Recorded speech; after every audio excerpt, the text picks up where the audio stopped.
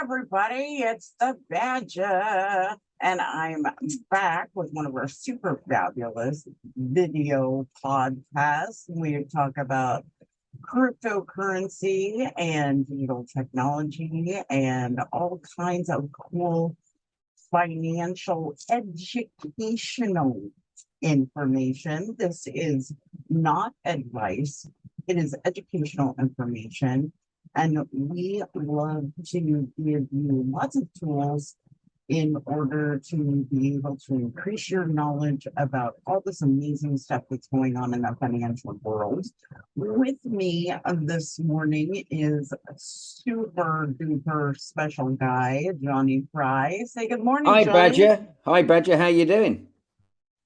Oh, I'm doing super fabulous, other than the fact that the badger is no longer allowed to have fingernails. Oh no, you've lost your claws. Yep, badger is no longer. Badger has developed a allergy to methocrylates, Oh which my. is a chemical that is in UV gel. And so I went and did a set of nails, oh gosh, about almost a month ago, shortly after we talked, actually. Yeah, no, you said you were going to Um, have your claws clipped. I used to love your big long purple claws. How are you gonna I how are you know. gonna go digging then? No nails. It's been a challenge. I it, but You, uh, you're gonna have to get your I'm lover good. to get out his fork and spade, and he'll have to do the digging for you. Yeah, well, everybody calls him. So he's actually got two nicknames. One is the moniker of a wolf, and the other one is the moniker of a raven. So both of them have pretty handy claws. So I'll just let him do the digging. And how's he getting on with the arrows? Last time we spoke, you've been playing darts. Yes, we do play darts. We play darts on a regular basis, and we're doing well. We're actually looking right now at buying a home dart system. Um, Oh, have you managed to get three in a that bed yet? yes, I have. And double top? Not double top, but Oh, the like a week and a half ago, uh, he got a hat trick. oh my goodness. I know, right? I was like, wow. And then 180. yeah, 180. I love those guys. So do you watch darts? I watch darts on YouTube all the time, and I'm fascinated with a gal, and her name is Bo Greaves. And I think she's from, I don't want to get it wrong. She's from the UK. Let's just put it that way. But she is fabulous. She's like 19 years old, and she is amazing Uh, dart player. yeah, But it's it fascinates me that these are like, I can get two darts into the triple 20, but I have yet to make all three in there. you just got to keep practicing. Sort of. What about checking out on a bullseye? Have you done that? Oh yeah, yeah, Well, that's yeah. pretty I good. mean, my partner is way better at cricket than I am, but Yeah. I am really good at 701 and 501. Wow. So we kind of balance each other out as a team because we're a couple team. So we balance each other out. But he can, oh, like without even thinking about it, like just close out things in cricket. One Well, dart, we've dart. got the world's champion of champions, the Worthingtons darts, coming up in Cardiff in Wales in August. So maybe you should get over and watch the Taffies play some darts. Good to be back on the West Loves East. Where's this going out on? Which stations is this going to go out this month then, Beth? This is actually, so everything now that it's video podcasting goes out on our YouTube channel. Yeah. So it's actually on all of our stations. We're doing a big redesign here at West Loves East. And we've heard a lot from our listeners that our website is not very user friendly when you are on a phone.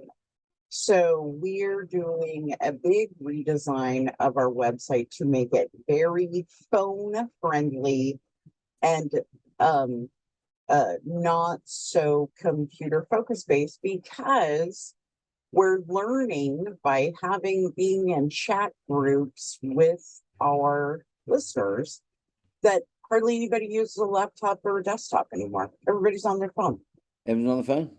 Well, don't forget, if you're listening into us today, the Badger or myself, Johnny Fry, we would love to have your questions around the use of blockchain technology and digital assets. And digital assets, bear in mind, they cover, the mad, bad world of cryptocurrencies, Bitcoin and stuff like that, but also non-fungible tokens. But increasingly, we're seeing real world assets being used and created using blockchain technology.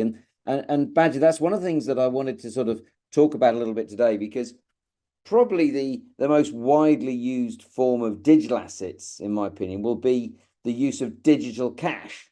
And we have things called central bank digital currencies and stable coins. And these are typically a way that you can move money literally at no cost all around the world.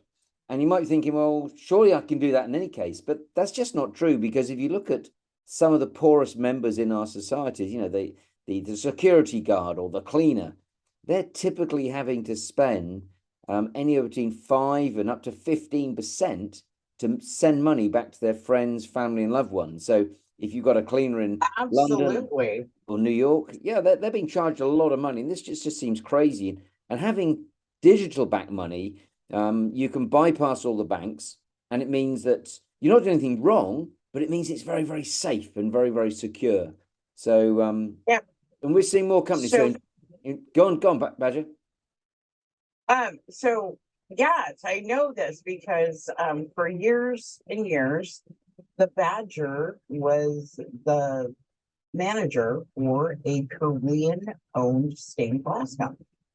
Wow. And we used to send money to Korea, and like 15% of what we sent went to wire fees every Crazy. time. Crazy. Well, you can now And if you're sending a large amount of money, then that soon adds up. wire fee can get big. Yep, it soon adds up. Well, so what we've already seen, probably the country that's actually got most attention is the Chinese, and they've created a central bank digital currency. But I was talking to someone only yesterday who just come back from China, and he was telling me that although the Chinese have put out that they've got 250 million people using their central bank digital currency, it's all is not good in China, and that's because they've realized that companies were sending money to each other, and that's illegal. So they're having to go back and redefine what is money. And they reckon it's still a big number, but only 100 million people are currently using their central bank digital currency. So they're looking at it and saying, well, rather than having a central bank digital currency that we completely control, because it's not actually run on a blockchain, the Chinese version, they're looking to create some form of electronic digital currency that will actually be able to be swapped and transferred and moved between other Asian countries, sort of Malaysia, Singapore, obviously Hong Kong, etc. And that's going to be run on a DLT, a distributed ledger technology, which is like a private blockchain. But what it'll mean is, because it's distributed, it doesn't need to be regulated. So a country like China that does seem to want to keep things very, very controlled, they're now actually saying, no, we can see the advantage of being able to move money around between different countries if it's not actually regulated. But obviously what they want to make sure is that to get onto the system, you're going to have to go through KYC and AML, because they don't want it being used for illicit purposes. So seems to have been a bit of an about turn in China. Okay. Yeah. Yeah, I mean, they're like ride the wave though. Like, right? China has always kind of been on the crest of this technology, correct? Yeah, they've been. Well, there's you've got to bear in mind there's some very, very clever Chinese people, and there's a lot of them. And when cryptocurrencies really became popular, sort of, from 2017, 18, 19, a lot of Chinese people saw this as a way of getting money out of the country. and therefore the Chinese government cracked down on cryptocurrencies big style. And it's only been up until recently, literally in the last couple of months, that they've started to lift some of those restrictions in Hong Kong. And they've been saying to banks, you can no longer ban companies from dealing in cryptocurrencies. You've got to become a little bit more crypto friendly.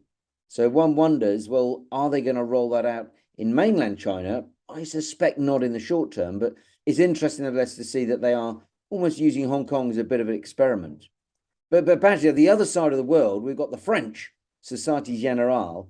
They have a division called Forge, and they created a stable coin. And if your memory is good, we talked about this 2 or 3 years ago, because they created this euro stable coin, and it was to be used for the French supermarket casino.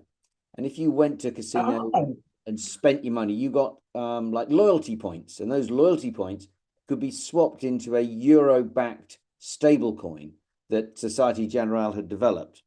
And they're now going to roll this euro stable coin across Europe, because they see more and more of their customers are asking for it, but they're going to ban Americans because they're really worried about the SEC are doing to people like Coinbase and Binance off the back of what happened with FTX. Yeah. Well, and, but the French, they're the ones who have the restriction about how much cash you can spend per day, right? Like how much you can spend per day in real money. 1,000 euros in cash, Badger. You can't even buy a good So bag of worms for that.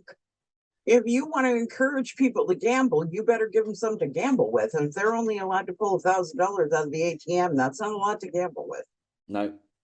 Well, and that's also the same in Spain. The Spanish, if you're a Spanish citizen, you can only spend 1,000 euros in cash. Anything more than that, it's illegal. So not wow, great. That dumbfounds me. I don't know how. But a bit nearer to home, though, a US mutual fund company called Franklin Templeton. They huge, very famous, 1.44 trillion under management. And what they've done, they've just digitized their cash mutual fund. So they've got a cash mutual fund, which in America, you've got an incredible $4 trillion in cash mutual funds. And that's because cash mutual funds do something old fashioned, which is pay interest. Whereas a lot of stable coins like Circle and US, like Tether, they don't pay interest. Whereas if you hold your money in a mutual fund, you get interest, and you're not exposed to one particular bank or institution. So with all the problems that we've seen, with the likes of Credit Suisse coming along and being bought by UBS, and we've seen Silvergate and Silicon Valley Bank and First Republic, a lot of people are worried that the bank that they put their money in will run out of cash. So treasury companies, you're a big company and you've got sitting on cash, your treasury department, rather than leaving it in one bank, they're saying, no, why don't we put it with a mutual fund? And that way the money's really, really spread. And Franklin Templeton then digitized their mutual fund, and they've already raised over $300 million with their cash mutual fund. Wow. Now, off the back of that, State Street are now talking about doing the same. Another asset manager over here in the UK and Europe is called Aberdeen. They run about 800 billion US dollars worth of assets. They're now digitizing their mutual fund. And I think we possibly could see digital cash mutual funds supplant and supersede, replace stable coins, because most countries are struggling with the legislation. How do we control and look after and maintain and make sure that the stable coin does what it says? Because the biggest one in the world is Tether. And if you look at their last results, according to the assertions from KPMG, the accountants, well, they've only got 67% of the money in cash. They've got a big bet on Bitcoin. They've got gold. They've got commercial loans. So people are saying, no. I want to know my cash is safe and secure. So if you put your money in a cash mutual fund, you could then link it to a Visa card or MasterCard or Stripe or PayPal or a fintech app. And that would then let you interact and spend your money. So you could go and buy a cup of coffee using your cash mutual fund. Now that'd be kind of cool. And very little legislation, regulations needs to be introduced to make that happen. And that's great news for investors. Well, and I think that is amazing, right? I mean, we've come so far, because it used to be, I remember like back in the day, that is what we got when we graduated high school. We all got like mutual. I got mutual funds. I got bonds, right? Like, I mean, was that the same thing from back in the day? I remember we got mutual Yeah. fund bonds, Well, you were encouraged. and Yeah. we had to hold on to them forever. I think I cashed one out like 20 years later. It had made, it had hit the point where we could cash it out, but basically you were supposed to keep them forever until you retired, and then they were actually worth something. But that would be really cool if you can invest in that and then you could draw on it when you needed it. Yeah, but bear in mind it is who's that? Someone just come in. All got a bit busy. Where are you, Badger? You sounds like you've gone out in the street. Nope, I'm right here. Oh, that's better. Can you hear that? Yeah. You be careful. You're going to get run over with all that traffic. Yep, I haven't gone anywhere. I'm still sitting in my studio. Oh, that's good. I could suddenly hear. You can't hear that, can you? It must be on your side because I can't hear it at all. Oh, well, it's gone now. It sounded like you'd gone to stroll across the road or something. But the other thing which is quite interesting, Badger, that we've been looking at is where do the very, very wealthy invest their money? And looking at some reports from Goldman Sachs, from the Realtors Knight Frank and Boston Consulting Group, and they reckon that if you've got more than $30 million, so you're very wealthy, you typically will have 43% of your money in alternative assets. So you'll have commercial property, maybe a second home, you'll have some jewelry, you have some art, maybe a couple of cars, wine collection, hedge funds, private equity funds, venture capital funds. Whereas if you're just a mere mortal and got maybe a couple of million, you'll only have 5% of your money in these alternative investments. Now, what a surprise, the alternative investments have performed much, much better than most equity and bond markets. And so the reason I'm bringing this up is that we've already seen in the States, one of the biggest private equity firms, KKR, and they run about 600 billion in private equity. They've said, look, we want to attract smaller investors. Historically, we've only sold to institutions, but now we want to bring in smaller investors, people that got $100,000 or more. And so by digitizing real world assets, so it could be hedge funds, private equity funds, it could be a car, it could be commercial property, maybe a collection of jewelry. You can start then introducing smaller investments into these alternatives. And this has two impacts. First of all, it means that smaller investors now have access to these investments, which have historically performed pretty well. And secondly, the existing holders of these assets have got liquidity. So they know that if there's more people buying and selling, they can probably allocate a little bit more because they're not going to be locked in for 3 or 5 or 10 years because you've got smaller investors wanting to come in and out. And this has been like an added benefit of what we're seeing as we start to use blockchain technology to digitize what we call real world assets, Badger. Yeah. Well, and I think that's true. Like my kids' generation, they do not want, if they're going to invest, they do not want their money locked up for years. They don't see that far ahead. They maybe want their money locked up for 6 months and they want an out. Yes. So if they want to be able to, so if they are going to put $10,000 into something, they want to be able to know that they can grab money out of that if there's an emergency and they need it, or it's only going to be tied up for a very short period of time. They do not have the big picture mentality like we did. Like we were told, put it in a CD, let it sit there for X amount of years. They're not like that. They do not invest like that whatsoever. They put money away for short periods of time and then they grab it and then they want to invest it in something else. Yeah. But they've got to remember that, if you invest in the short term, unless you're very lucky, you could lose. Investing typically is for longer term. You've got to be looking 3 to 5 years ideally, but But having said that, if you need your money, you don't want to have a whole lot of penalties because suddenly you need to get access to your cash. And I think that's what we're seeing. We're seeing a lot of these restrictions being taken away.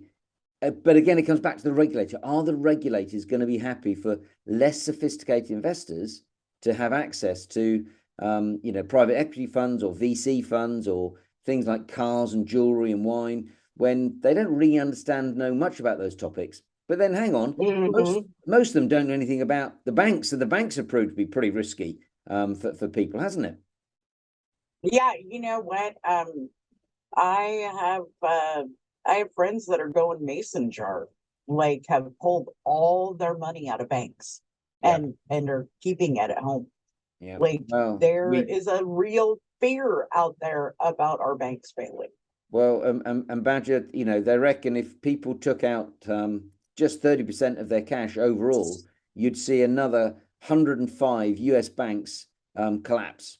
So I think people are rightly concerned to be worried. And the extreme is what we had in Nigeria recently. You remember beginning of the year when the Nigerians wanted to change all their currencies because they said they wanted to get the money back in the banking system because 85% of all the Nigerian currencies that have been printed are sitting in jars and mattresses under the bed because people have lost confidence in the banks. But just going back to the younger people we were talking about, we discussed this before in Digital Bytes about digital nomads, whereby we're seeing I'm lots one.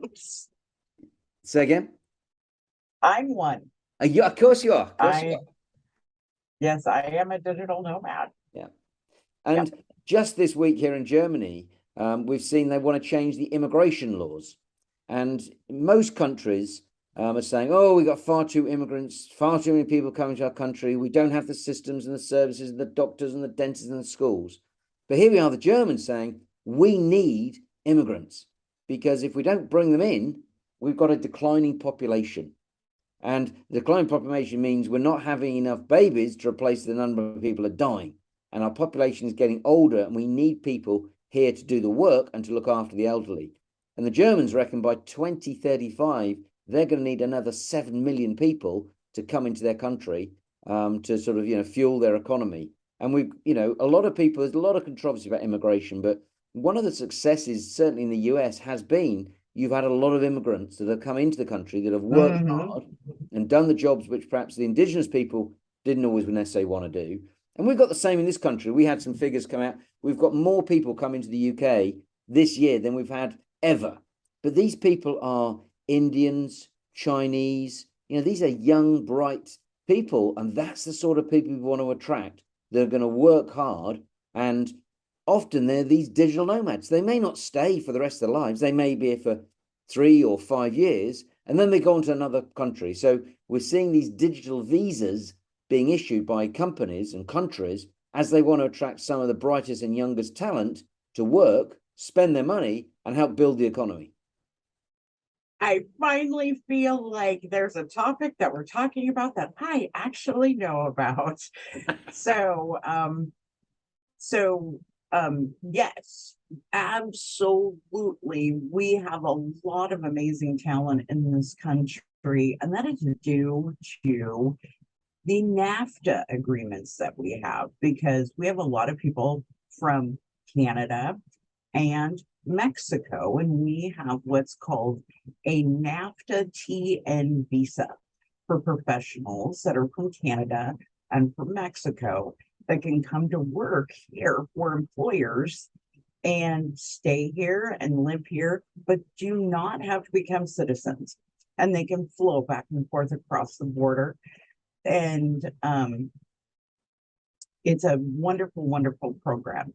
We also have what's called and there's another kind of visa, and that is for professionals from other countries that fill employment need here in the United States that are highly educated, highly trained, and they meet a need here in the United States. We have people that do that all the time, and I am so excited to hear that Germany is increasing immigration, because ausgezeichnet.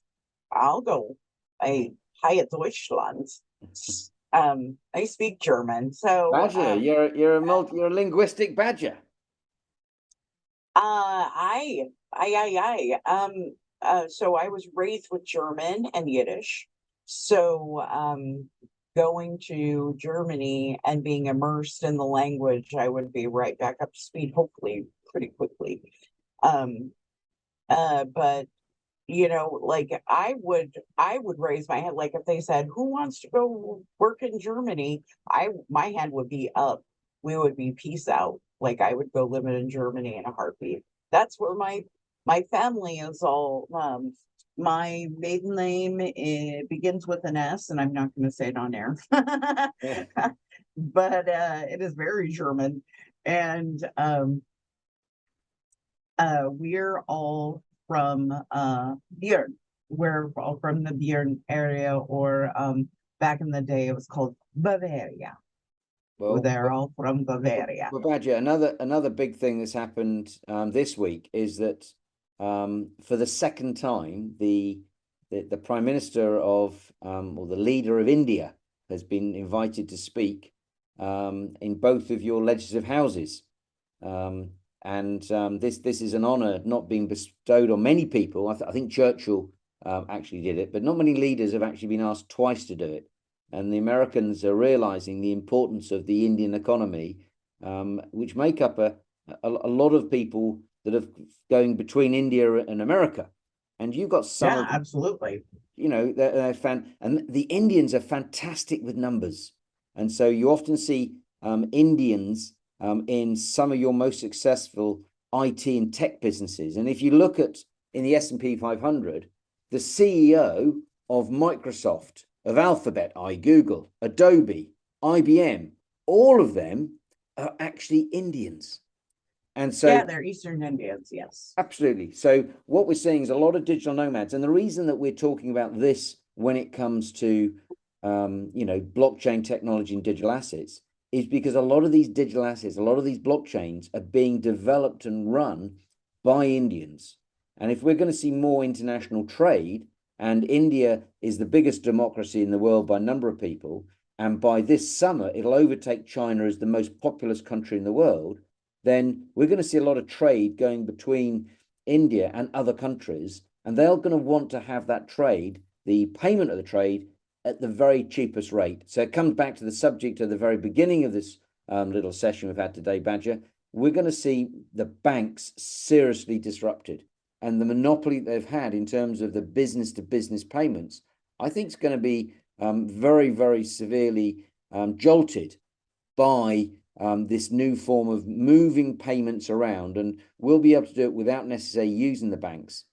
And just in closing, the ex CEO of Barclays, which is a big bank here in the UK, he describes the banks as museums of technology which have failed properly to embrace true digital transformation and are consequently shedding huge numbers of customers to fintech rivals. And they carried out a study of 300 banks and found 75% of the banks they talked to are trying to accelerate their digital transformation because they've lost 20% of their clients due to a poor customer experience. Now, I bet a lot of the listeners will be nodding their head, say, yes, I'm not happy with my bank.